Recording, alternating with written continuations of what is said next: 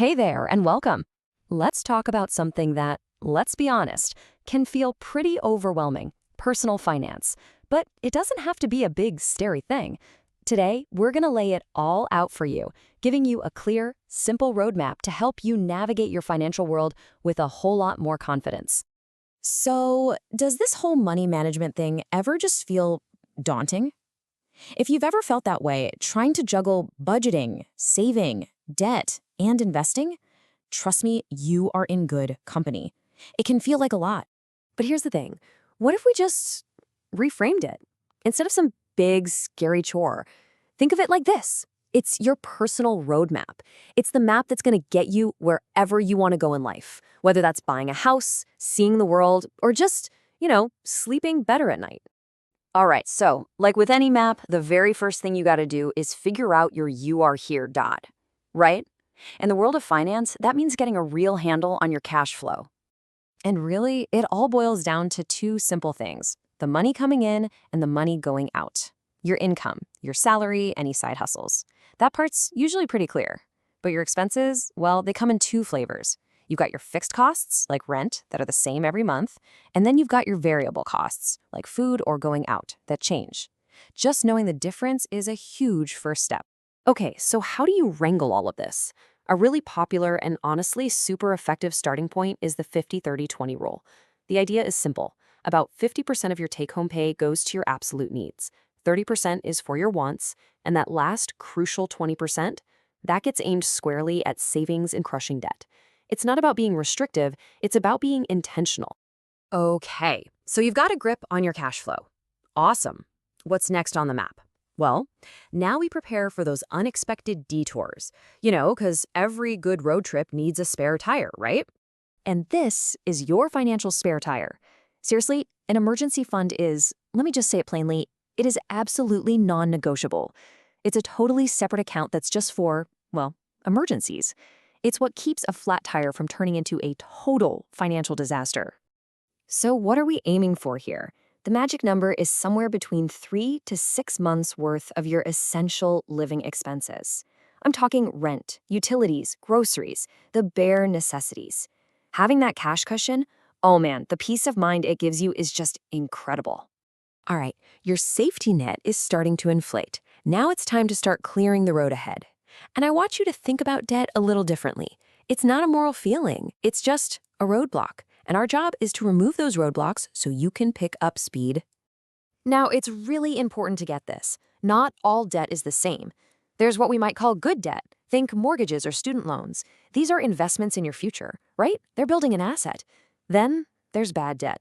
This is usually the high-interest stuff, like credit card balances, that just drains your wealth. So how do you attack that bad debt? One of the most powerful strategies out there is called the debt avalanche. Here's how it works. First, you list out all your debts, but you order them by interest rate from highest to lowest. Then, you keep making the minimum payments on everything. But any extra cash you can find, you throw it all at that one debt at the very top of your list, the one with the killer interest rate. Once that's gone, you take all the money you are paying on it and roll it onto the next one. It's a total game changer, and it's the fastest way to save money on interest. Okay, roadblocks are getting cleared, safety net is in place. Now we get to the really fun part. This is where you put your foot on the gas. We're talking about making your money start working for you so you don't have to work so hard for it. But first, let's get something straight. Saving and investing, people use them interchangeably, but they're totally different tools. Savings are for your short-term goals. That vacation you're dreaming of or a down payment on a car. Investing, that's for the long game. That's how you build real long-term wealth. And the secret sauce to investing? It's right here. It's the magic of compound interest. This is where your money starts making its own money. It's like a snowball rolling downhill. And this is why starting early, even with just a little bit, is so incredibly powerful. Time is your best friend here. And look, I know investing can sound intimidating, but getting started is easier than you think. If your job offers a 401k, especially with an employer match, jump on that. That is literally free money. You can also open an IRA, which is just an individual retirement account, all on your own. And you don't have to be some stock-picking genius. You can start with simple, low-cost options like index funds. They're a great way to own a tiny piece of hundreds of companies all at once, spreading out your risk. Okay, we're on the final leg of our journey. You've built all this amazing momentum. So the last step on our map is all about protecting what you've built. It's about making sure you arrive at your destination safe and sound.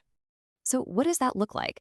Well, you keep planning and saving for retirement, of course, but you also make sure you've got the right insurance in place: health, life, disability, the stuff that protects you from a major financial hit. And finally, you think about a little estate planning. Seriously, even a basic will is so important. It just makes sure that everything you've worked for is protected and goes to the people you care about. Whew, we have covered a ton of ground on this trip, haven't we? So let's just pull over for a second and look back at the key landmarks on our roadmap. It really comes down to these 5 core principles. 1. Budget. Know where your money is going. 2. Build that emergency fund. It is your ultimate safety net. 3. Attack that high-interest debt. Get those roadblocks out of your way. 4. Invest and invest early to let compound interest work its magic. And 5. Protect your assets for the long haul. That's the whole shebang. Look, this whole personal finance thing, it's a journey, not a sprint. And the best part is, you now have the map. You know the way. So the only question left is, what's the very first step you're going to take today?